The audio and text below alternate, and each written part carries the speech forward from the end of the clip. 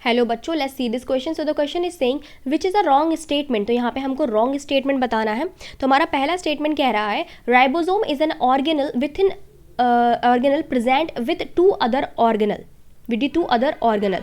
तो राइबोसोम के बारे में बताना है हमको.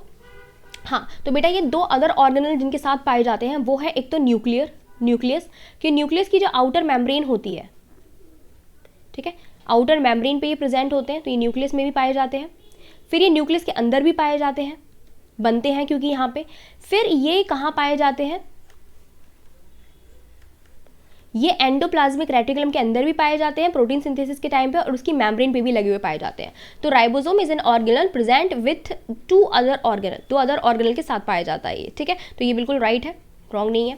Then C B sing shape of chloroplast in higher plant is lens shape. तो ये बिल्कुल राइट है बेटा. क्लोरोप्लास्ट जो है वो डिफरेंट शेप के मिलते हैं, लेकिन जो हायर प्लांट्स होते हैं उनमें लेंस शेप्ड का, यानी कि कुछ इस वाले शेप के जो है क्रोमोसोम मिलते हैं,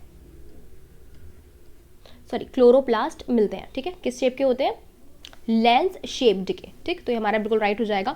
then C single plastid is a mitoplast. तो ये हमारा रॉन्ग स्टेटमेंट है, तो सी जो है हमारा राइट स्टेटमेंट हो जाएगा. माइटोप्लास्ट जो होता है बेटा इट इज एक्चुअली माइटोकॉन्ड्रिया, ठीक है. और ये वो माइटोकॉन्ड्रिया होता है जो होता है विदाउट आउटर माइटोकॉन्ड्रियल मेम्ब्रेन.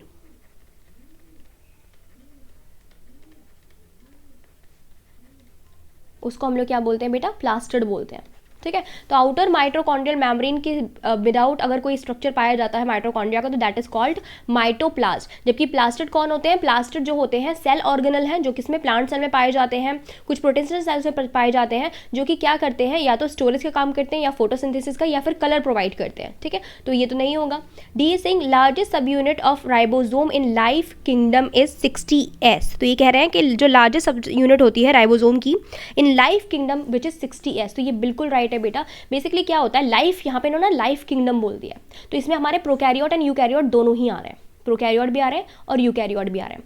तो यूकैरियोट में क्या होता है, ये 80S होते हैं, और प्रोकैरियोट क्या होते हैं, 70S होते हैं, ठीक है. तो ये तो अपने आप में ही छोटे हो जाते हैं. 80S जो है लार्ज है, ठीक है. अब इसकी भी सब यूनिट की बात करो तो इनकी सब यूनिट होती है 60S एंड 40S.